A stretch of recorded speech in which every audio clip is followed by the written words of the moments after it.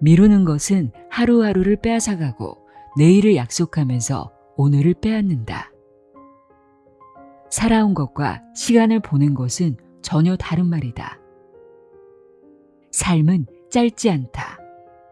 우리가 짧게 만들 뿐이다. 가장 쉬운 삶은 아무도 기대하지 않는 삶이다. 당신의 삶이 힘들다면 누군가 혹은 무언가 아직 당신을 포기하지 않은 것이다.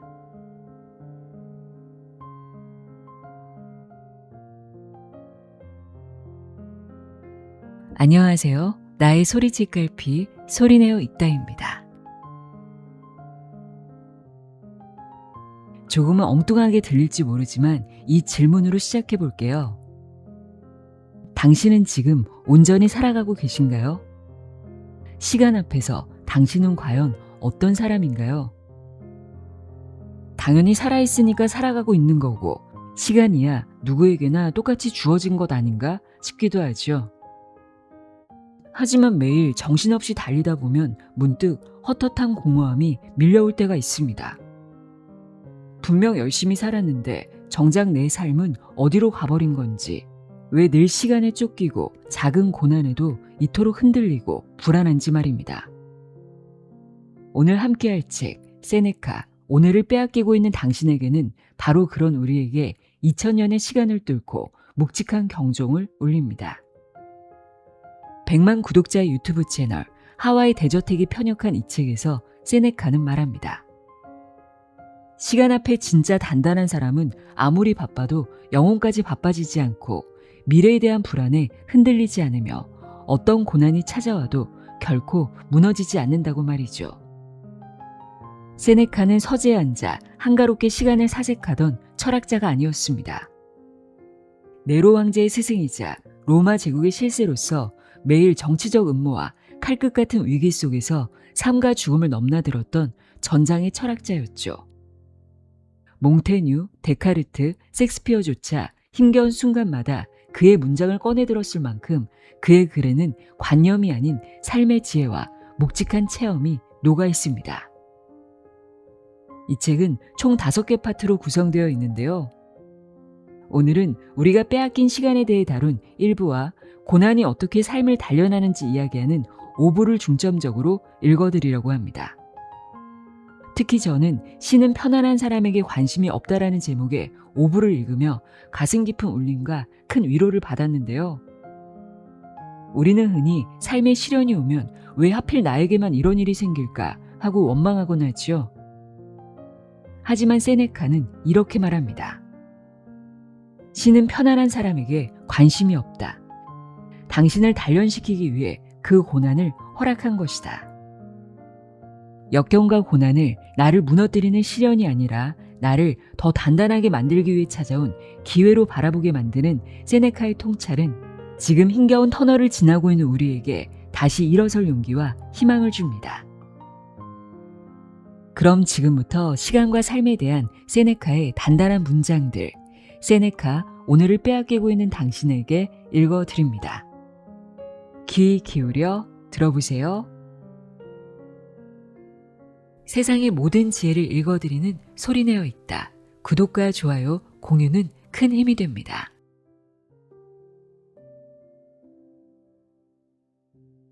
신은 편안한 사람에게 관심이 없다. 섭리에 대하여. 왜 좋은 사람에게 나쁜 일이 일어나는가? 이 질문은 누구나 한 번쯤 던진다. 나는 잘못한 게 없는데 왜 이런 일이 나에게 일어나지? 성실하게 살아온 사람에게 갑자기 병이 찾아온다. 정직하게 일해온 사람이 배신을 당한다. 사랑하는 사람이 떠난다. 노력했는데 실패한다. 모두가 같은 질문을 던진다. 왜 나에게? 루킬리우스, 너도 같은 질문을 던졌다. 한 가지부터 분명히 하겠다. 선한 사람에게는 어떤 악도 닥칠 수 없다. 물과 불이 섞이지 않듯 악은 선한 사람의 내면에 자리를 잡지 못한다. 수많은 강물과 폭우가 바다로 쏟아져도 바다의 맛은 변하지 않는다. 부드러워지지도 않는다. 용감한 사람의 마음도 그렇다. 역경이 밀어닥쳐도 균형을 잃지 않고 일어나는 모든 일에 자기 색깔을 입힌다. 느끼지 못해서가 아니다. 느끼되 삼킨다. 차분하게 그 위로 올라선다. 엄격한 아버지를 생각해보라. 아들을 사랑하되 편하게 두지 않는다. 새벽에 깨우고 휴일에도 공부시키고 땀을 흘리게 하고 때로는 눈물까지 흘리게 한다. 반면 기대하지 않는 아이에게는 마음대로 놀게 놔둔다. 사랑하기 때문에 엄격한 것이다. 신도 같은 방식으로 사랑한다. 선한 사람을 내버려 두지 않는다.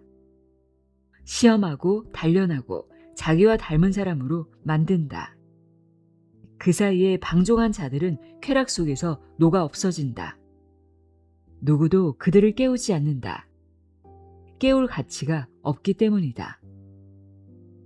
그러니 당신에게 고통이 닥쳤을 때 왜 나에게? 라고 묻지 마라. 운명은 만만한 상대와 싸우지 않는다. 당신이 쓰러지지 않을 거라고 보았기 때문에 당신을 골랐다. 가장 쉬운 삶은 아무도 기대하지 않는 삶이다.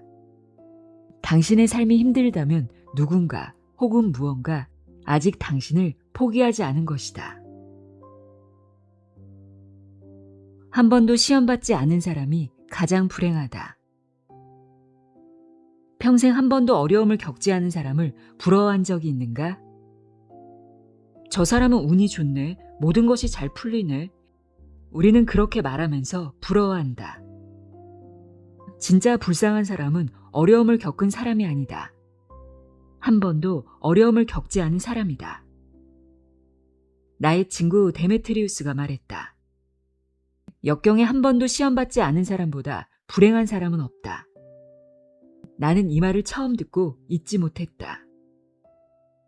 모든 것이 뜻대로 되고 소원을 빌기도 전에 이루어진 사람을 신들은 호의적으로 본 것이 아니다. 시험할 가치가 없다고 본 것이다. 불운이 이렇게 말한다. 왜 내가 저 사람을 상대해야 하지? 위험만으로 도망칠 사람이다. 맞설 용기도 없다. 정말 맞붙어 싸울 수 있는 사람을 찾아야겠다. 전장에 나가는 병사도 자기보다 약한 상대를 이기면 수치로 여긴다. 위험 없이 이기는 것은 영광 없이 이기는 것이기 때문이다. 불운도 마찬가지다. 가장 강하고 고든 사람을 찾아 그에게 자기의 힘을 시험한다. 무키우스는 적의 왕을 죽이려다 실패하자 자기 손을 적의 화로 위에 올려놓고 태웠다. 표정 하나 바꾸지 않았다. 소크라테스는 독약을 받아들고 죽음에 대해 논했다. 카토는 자유를 지키기 위해 스스로 목숨을 끊었다. 이 사람들이 시험받지 않았다면 우리는 그들의 이름을 알지 못했을 것이다. 시험이 그들을 드러냈다. 고통이 아니라 고통 앞에서의 태도가 그들을 위대하게 만들었다. 원리는 같다. 역경은 인간을 파괴하는 것이 아니라 그 안에 이미 있던 것을 꺼낸다. 단단한 사람에게서는 힘을, 빈 사람에게서는 공허를 끌어낸다. 당신에게 힘든 일이 닥쳤다면 그것은 불운이 당신을 무시하지 않았다는 뜻이다. 약한 사람에게는 불운도 손을 대지 않는다. 건드릴 이유가 없기 때문이다. 시험받지 않은 삶은 편한 삶이 아니다. 자기가 누구인지 끝내 모르는 삶이다.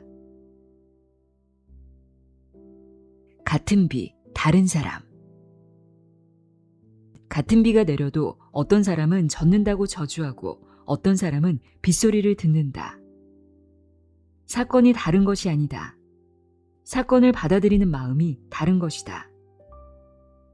같은 칼이 치료하는 자의 손에서는 사람을 살리고 강도의 손에서는 사람을 죽인다.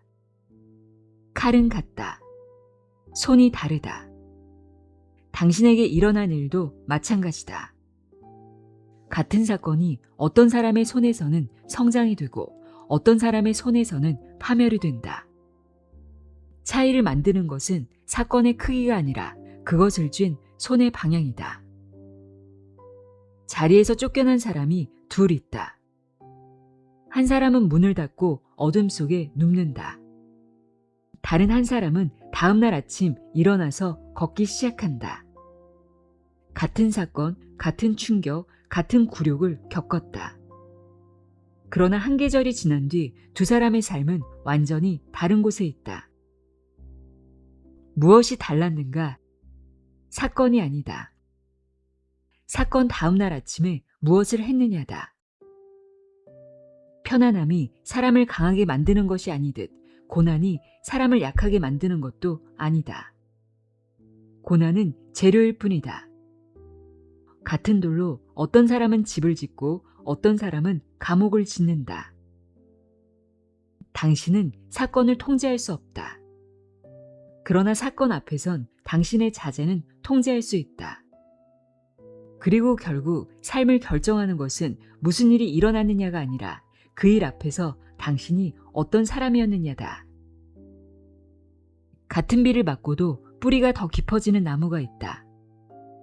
당신이 그 나무가 될 수 있는지는 비가 아니라 뿌리가 결정한다. 항복할 줄 모르는 사람. 당신이 살면서 양보할 수 없는 것은 무엇인가? 관계 속에서, 일 속에서, 가족 안에서 우리는 매일 양보한다. 양보해서 평화를 산다. 양보가 어른의 미덕이라고 배웠다. 그것은 옳다. 부딪힐 가치가 없는 것을 부딪혀 깨트리는 것은 어리석은 일이다. 그러나 한 가지는 양보해선 안 된다. 자기 자신이다. 내가 보아온 사람들의 가장 흔한 비극이 있다. 양보가 일상이 된 사람이 어느 순간 양보의 선을 잃는다. 처음에는 작은 것에서 시작한다. 한 번 더 참자. 이번 한 번만 봐주자. 어차피 큰일도 아닌데 하고 넘어간다. 그러다가 어느 날 깨닫는다. 자기가 누구였는지 모르겠다고. 그는 한꺼번에 잃은 적이 없다. 매일 양보했을 뿐이다. 그런데 매일의 양보가 쌓여서 어느 날 그가 사라졌다. 세상은 당신의 외부를 모두 빼앗을 수 있다. 직위, 재산, 평판, 건강, 관계, 운명이 마음만 먹으면 하룻밤에 걷어간다. 그러나 운명이 빼앗을 수 없는 것이 하나 있다. 당신이 어느 선에서 멈출 것인가다. 그 선은 운명의 영역이 아니다. 당신의 영역이다. 그런데 그 선을 운명이 빼앗지는 못해도 당신 자신이 양보로 내어줄 수는 있다. 그것이 진짜 위험이다. 나는 평생 양보했다. 황제의 곁에 있으면서 마음에 들지 않는 일을 보면서도 한두 번이 아니라 셀 수 없이 양보했다. 양보하지 않으면 살아남지 못한다는 것을 알았기 때문이다. 살아남아야 했다. 살아남아서 황제가 더 나쁘게 되지 않도록 곁에서 무언가라도 해야 한다고 믿었기 때문이다. 그러나 양보에는 끝이 있었다. 어느 선이 있다. 그 선을 넘으면 더 이상 내가 아니게 된다.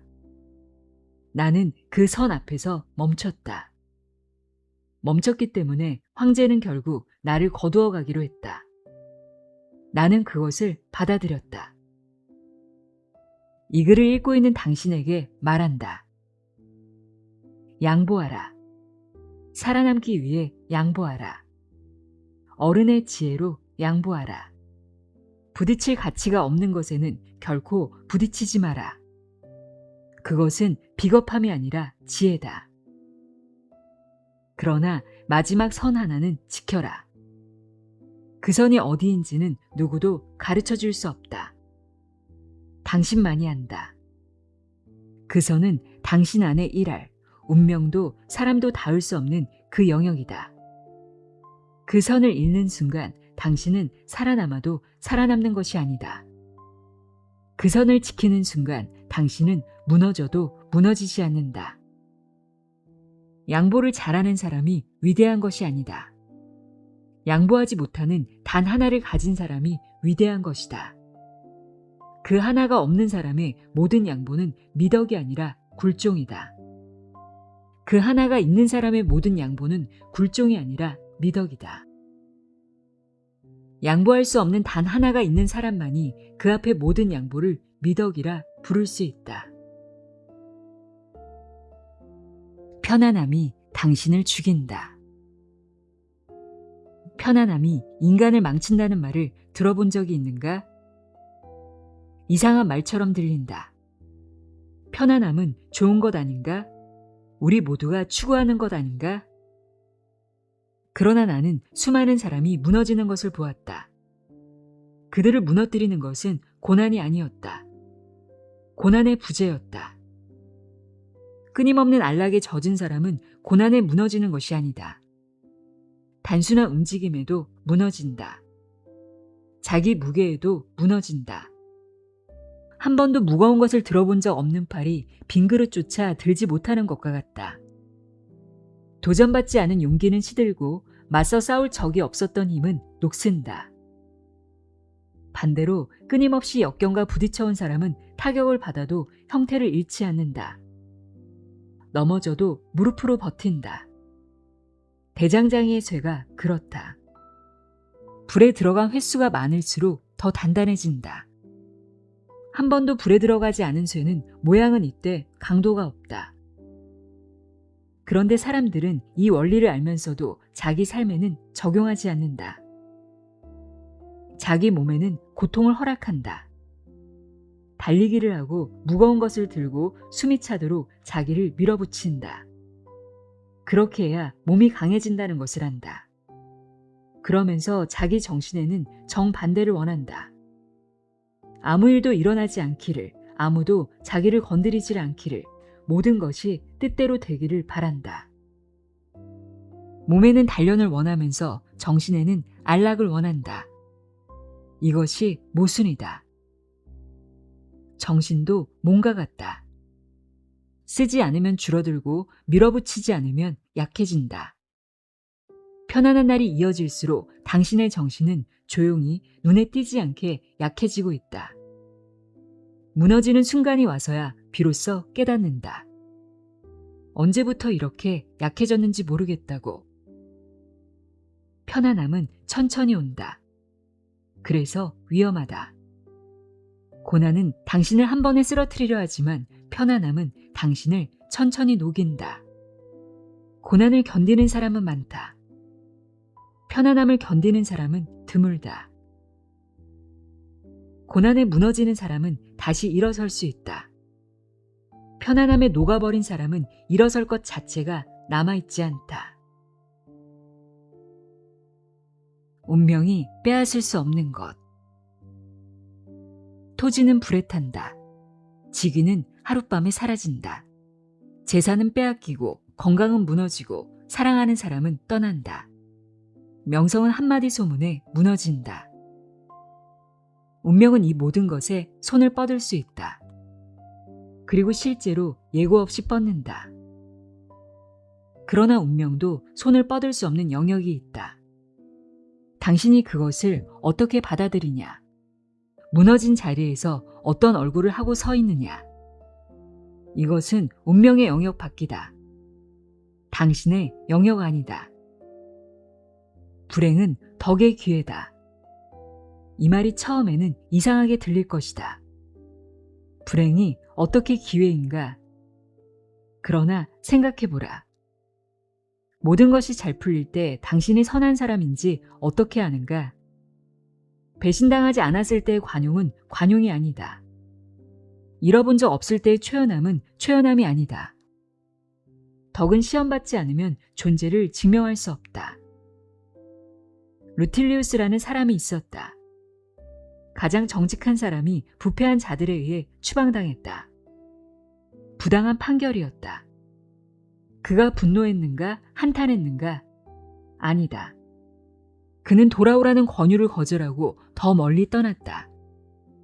돌아가면 편해진다는 것을 알면서도 돌아가지 않았다. 왜인가? 그에게 망명은 형벌이 아니었기 때문이다.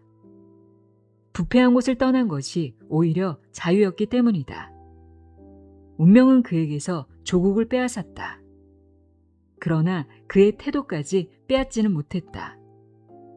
그가 망명을 형벌로 받아들였다면 형벌이었을 것이다. 자유로 받아들였기에 자유가 되었다. 이것이 이 글 전체를 관통하는 원리다. 운명이 빼앗아간 것을 세어보면 끝이 없다. 그러나 운명이 끝내 빼앗지 못한 것을 세어보면 거기에 당신의 진짜 재산이 있다. 직위를 잃고도 품격을 잃지 않고 재산을 잃고도 비굴해지지 않고 사랑을 잃고도 원망하지 않는 사람이 있다. 그들에게서 운명이 빼앗은 것은 많지만 빼앗지 못한 것이 그들을 정의한다. 운명이 당신에게서 모든 것을 빼앗는 날이 온다 해도 그 앞에선 당신의 자세만은 빼앗을 수 없다. 그것이 당신이 가진 것 중 유일하게 진짜인 것이다. 운명과 싸우지 말고 춤춰라. 운명을 적으로 생각하는 사람은 평생 싸운다. 화를 내고 탓하고 원망한다. 그러나 운명은 그의 분노에 신경 쓰지 않는다. 운명은 계속해서 자기 일을 한다.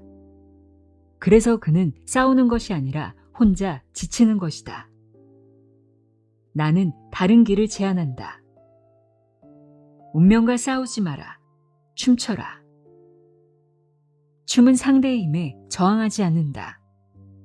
상대가 밀면 물러서고 당기면 따라간다. 그러면서도 자기 중심을 잃지 않는다. 운명 앞에서 가장 강한 사람은 운명을 이긴 사람이 아니다.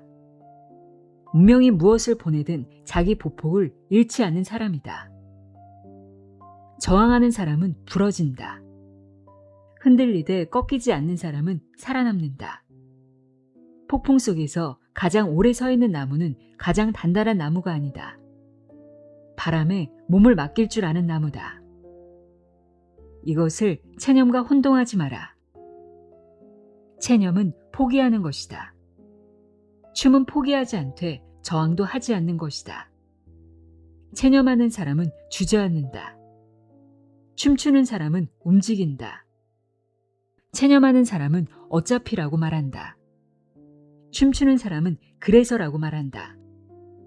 같은 상황에서 체념은 사람을 작아지게 만들고 춤추는 사람을 유연하게 만든다. 운명이 당신에게 보낸 것을 돌아보라. 잃은 것, 무너진 것, 빼앗긴 것 앞에서 당신은 주먹을 쥐고 서 있었는가? 아니면 다음 발걸음을 내디뎠는가? 주먹을 쥐고 서 있는 사람은 강해 보이지만 움직이지 못한다. 분노에 묶여있기 때문이다. 발걸음을 내딛는 사람은 약해 보이지만 앞으로 간다. 운명이 보낸 것을 등 뒤에 두었기 때문이다. 나는 수많은 사람을 보았다. 운명에 분노한 사람 중에 자유로운 사람은 없었다. 운명과 춤춘 사람 중에 무너진 사람도 없었다. 운명이 당신을 밀어낼 때 밀려나지 않으려고 버티는 사람은 부러진다. 밀려나는 힘으로 방향을 바꾸는 사람은 새로운 곳에 도착한다. 곡식은 새고 시간은 새지 않는 사람들. 삶의 짧음에 대하여. 삶은 짧지 않다. 당신이 짧게 만들 뿐이다. 오늘 하루를 떠올려 보라. 새벽에 눈을 떠서 밤에 다시 잠들기까지 당신의 시간은 어디로 갔는가?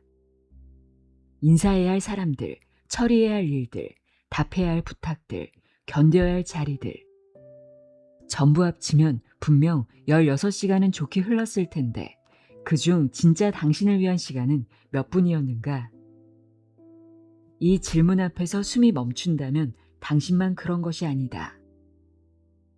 대부분의 사람들이 자연의 인색함을 탓한다. 너무 짧은 시간을 부여받았다고, 그 짧은 시간마저 빨리 지나간다고 불평한다. 위대한 사람들조차 이 한탄에서 자유롭지 못했다. 의사들 사이에 전해지는 격언, 기술은 길고 인생은 짧다도 여기서 나왔고, 아리스토텔레스조차 자연을 향해 따졌다. 어떤 동물에게는 수백 년을 허락해놓고 인간에게는 왜 이토록 짧은 시간만 주었느냐고. 그러나 전제 자체가 틀렸다. 문제는 시간의 양이 아니다. 쓰임이다. 거대한 왕의 재산도 나쁜 주인의 손에 들어가면 순식간에 흩어진다. 그러나 적은 재산이라도 현명한 관리인에게 맡겨지면 사용할수록 불어난다. 우리의 삶도 마찬가지다. 잘 쓸 줄 아는 사람에게 인생은 충분히 넉넉하다. 여기 한 원로원 의원이 있다고 하자. 그는 새벽부터 일어나 후원자들의 인사를 받고 토가를 차려입고 광장으로 나가 송사를 처리하고 친구의 결혼식에 참석하고 저녁에는 다른 귀족의 연회에 초대받아 밤늦게야 집으로 돌아온다. 이렇게 70년을 살았다. 70년이다. 충분히 길지 않은가? 그러나 그 70년 중에서 그가 진짜 자기 자신으로 살았던 날은 며칠이나 되겠는가? 후원자의 마음에 들기 위해 입은 토가, 광장에서 던진 빈말, 마지못해 참석한 연회, 잠들기 직전 천장을 바라보며 내쉰 한숨. 이것들을 다 빼고 나면 그의 70년은 며칠이 남는가? 분명히 말하겠다. 당신은 짧은 삶을 받은 것이 아니다. 긴 삶을 짧게 만들었을 뿐이다. 곡간의 곡식이 줄면 우리는 즉시 알아차린다. 금고의 돈이 새어나가면 잠을 이루지 못한다. 그런데 시간은 매일 새어나가는데 아무도 불안해하지 않는다. 시간에는 곡간이 없기 때문이다. 만약 당신의 남은 수명이 어딘가에 숫자로 적혀 있어서 매일 아침 그 숫자가 줄어드는 것을 볼 수 있다면 당신은 오늘을 어떻게 다르게 보낼 것인가? 내일도 모레도 이대로 흘리겠는가? 다음 달에 그 자리에도 그렇게 앉아 있겠는가? 내년에 그 약속 앞에서도 똑같은 얼굴이겠는가? 이 질문이 무서운 이유는 답이 너무 분명하기 때문이다. 우리는 시간이 무한하다는 거짓말을 믿고 있을 때만 시간을 함부로 쓸 수 있다. 진실을 마주하는 순간 모든 것이 달라진다. 제대로 쓸 줄만 안다면 삶은 충분히 길다. 이 문장을 읽고 그냥 지나가지 마라. 한번 멈추고 생각해보라. 당신은 지금 삶을 쓰고 있는가? 흘리고 있는가? 짧은 삶을 받은 것이 아니다. 긴 삶을 짧게 만들었을 뿐이다. 나중에라는 말이 삶을 삼킨다. 당신이 가장 자주 쓰는 말은 무엇인가? 바쁘다가 아니다. 나중에다. 나중에 몸을 단련하겠다. 아이가 크면 그때 여행을 떠나리라. 이번 일만 끝나면 그때 좀 쉴 것이다. 공직에서 물러나면 그때 책을 읽을 것이다. 우리 모두가 입에 달고 사는 이 말 속에 삶 전체가 조용히 삼켜지고 있다. 그때까지 당신이 살아있을 거라고 누가 보장하는가? 이 질문에 답할 수 있는 사람은 아무도 없다. 그런데도 우리는 마치 시간이 무한히 있는 것처럼, 마치 50세, 60세까지 반드시 살 것처럼 행동한다. 그리고 그 가정 위에 삶의 모든 진짜 부분을 밀어둔다. 50세가 되면 여가를 즐기겠다. 60세에 공직에서 물러나겠다. 이렇게 말하는 사람들을 보라. 그들은 인생의 찌꺼기만 자기에게 남겨두고 더 이상 어디에도 쓸 수 없는 시간만 되어서야 비로소 자기 정신을 위해 쓰겠다고 약속한다. 이것이 부끄럽지 않은가? 삶을 시작하기에 가장 늦은 때는 삶을 떠나야 할 바로 그 순간이다. 그런데 우리는 그 순간을 향해 가면서 그 순간이 오면 비로소 살겠다고 약속하고 있다. 미루는 것이 삶의 가장 큰 낭비다. 미루는 것은 하루하루를 빼앗아가고 내일을 약속하면서 오늘을 빼앗는다. 진정한 삶의 가장 큰 장애물은 기대다. 기대는 내일에 의존하면서 오늘을 잃게 만든다. 운명의 손에 달린 것을 열심히 계획하면서 자기 자신의 손에 달린 것은 놓아버린다. 어디를 바라보고 있는가? 어디를 향해 손을 뻗고 있는가? 미래의 모든 것은 불확실하다. 가장 위대한 시인이 신탁의 형태로 노래했다. 불쌍한 인간의 날들 중 가장 좋은 날은 가장 먼저 달아나는 날이다. 왜 주저하는가? 왜 뒷걸음질 치는가? 붙잡지 않으면 날아가 버릴 것이고 붙잡더라도 여전히 날아갈 것이다. 우리의 빠름은 시간의 빠름과 겨뤄야 하며 빠르게 흐르는 급류에서 물을 마시듯 서둘러야 한다. 가장 흔한 후회가 무엇인지 아는가? 그때 그것을 했어야 했는데가 아니다. 그때 미루지 말았어야 했는데다.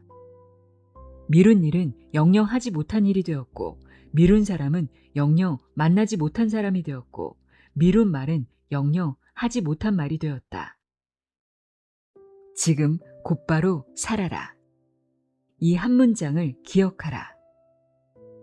오늘이 당신이 가진 전부다. 삶을 시작하기에 가장 늦은 때는 삶을 떠나야 할 바로 그 순간이다. 내일이라는 도둑. 세상에서 가장 교묘한 도둑이 있다. 그는 당신의 집에 들어오지 않는다. 당신의 지갑을 노리지 않는다. 그가 훔치는 것은 더 귀한 것이다. 그리고 가장 무서운 것은 당신이 그 도둑을 매일 환영한다는 것이다. 그 도둑의 이름은 내일이다.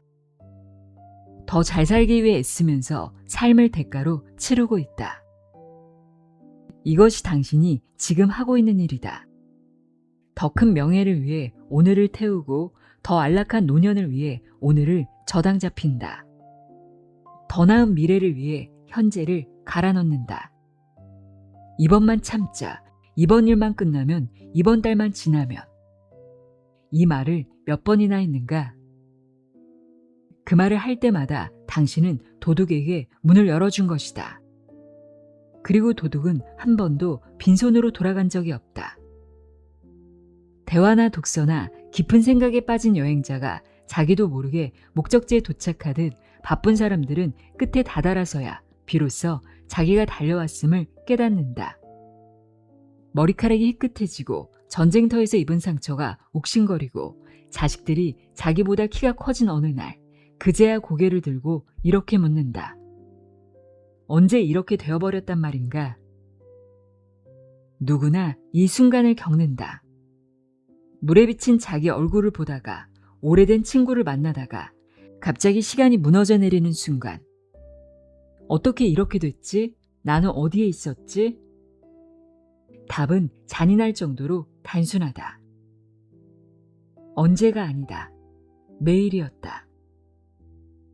매일 조금씩 지나가고 있었는데 당신이 보지 않았을 뿐이다.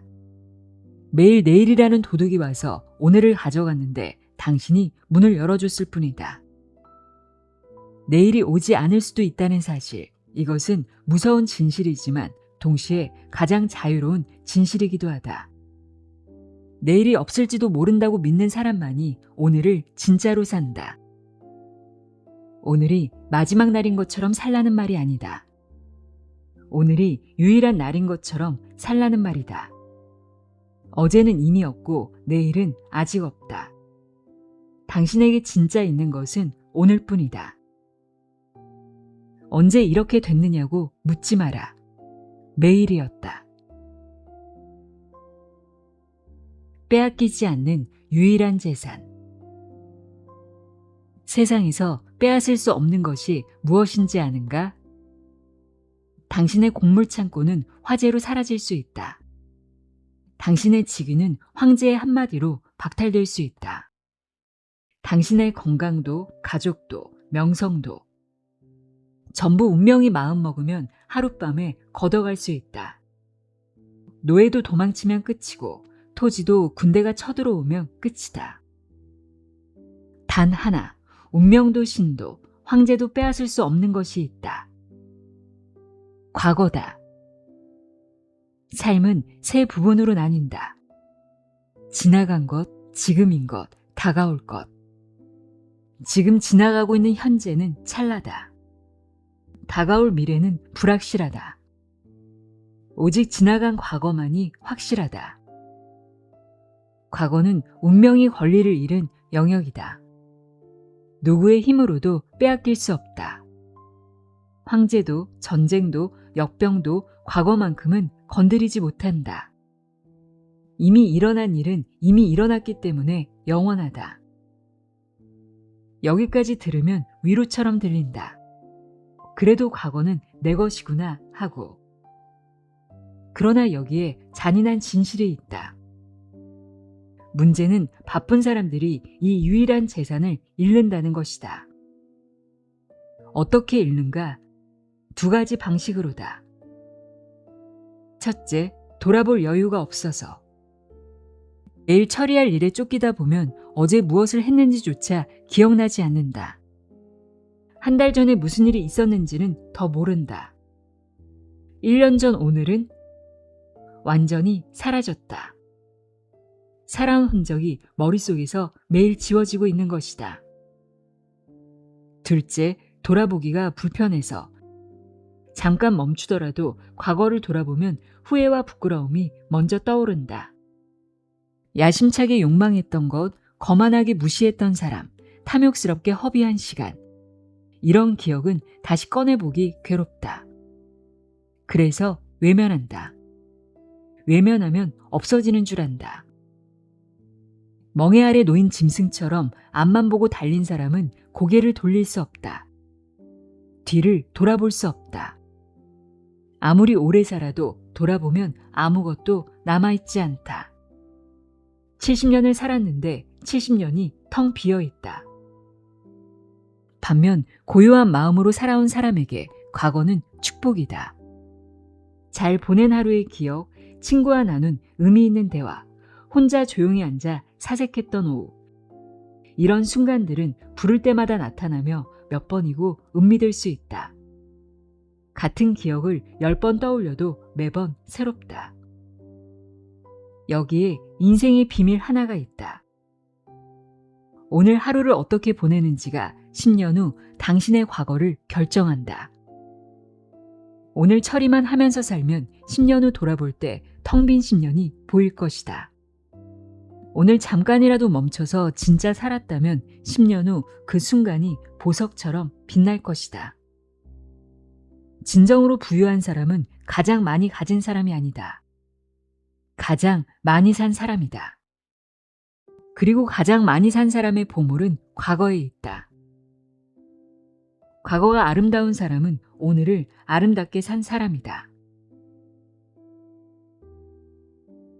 폭풍이 아니다. 멀미일 뿐이다. 마음의 평정에 대하여. 옆자리의 불만이 당신의 불만이 된다. 전염병이 돌 때 우리는 감염된 사람 옆에 앉지 않으려 한다. 그 사람의 숨결만으로도 병이 옮을 수 있다는 것을 알기 때문이다. 성격도 마찬가지다. 옆에 앉은 사람의 성격은 닿는 것만으로도 옮아온다.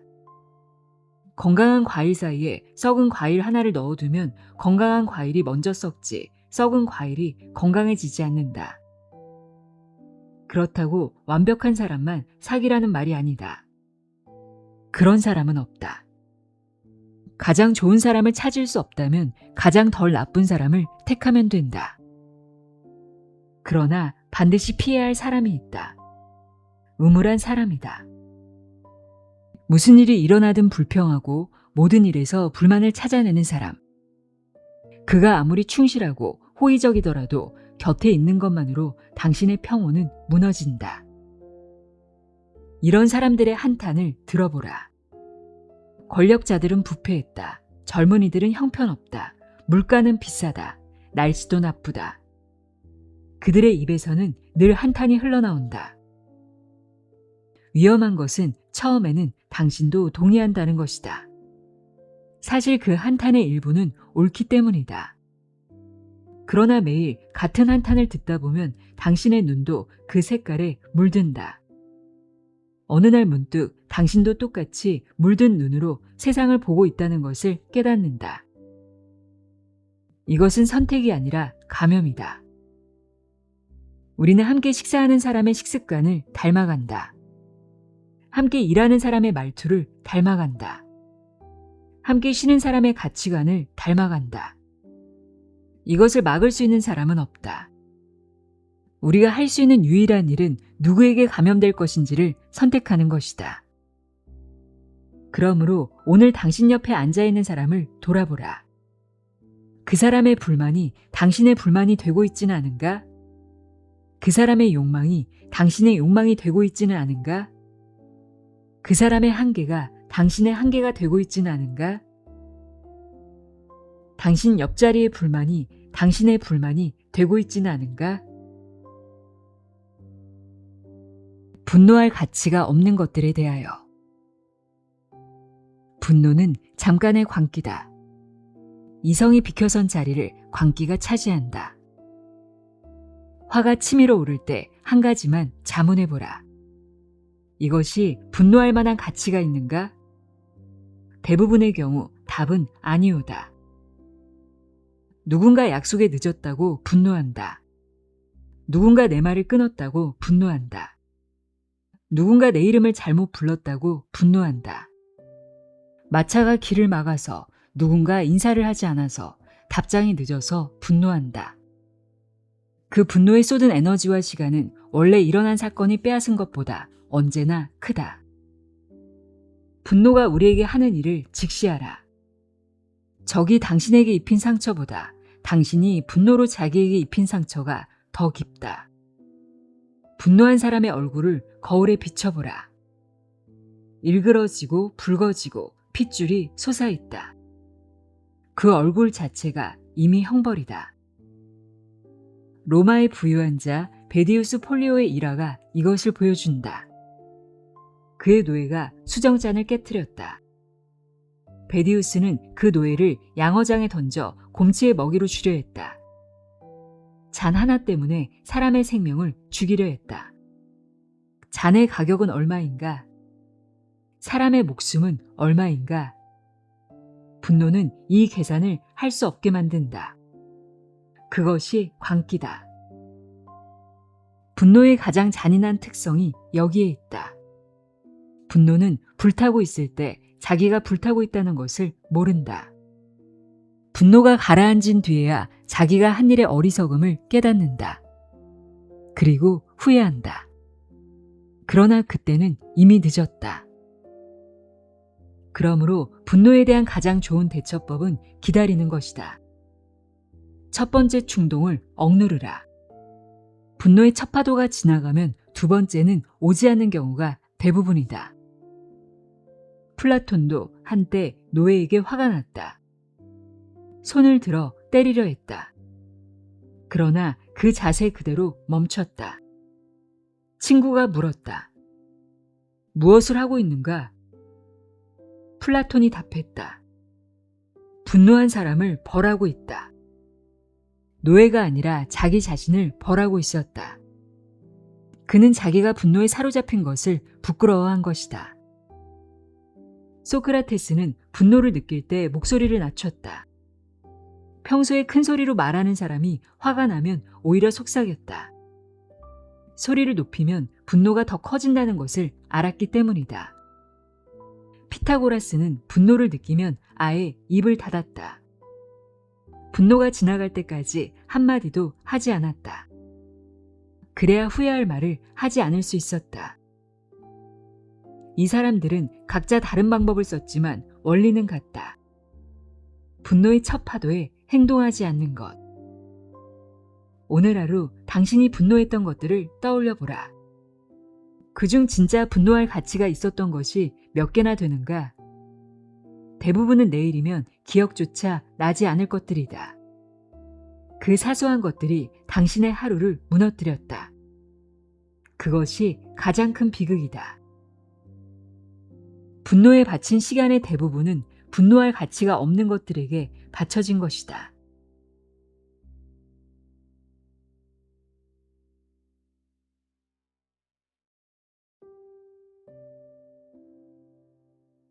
세네카, 오늘을 빼앗기고 있는 당신에게 읽어드렸습니다. 지금 혹시 힘겨운 고난이나 불안을 지나고 계시다면 잊지 않으셨으면 좋겠습니다. 그 시간은 당신을 무너뜨리기 위한 것이 아니라 더 단단한 당신을 만들어가는 고귀한 과정이라는 것을요. 여러분의 빼앗기지 않는 온전한 하루를 응원합니다. 함께해 주셔서 고맙습니다.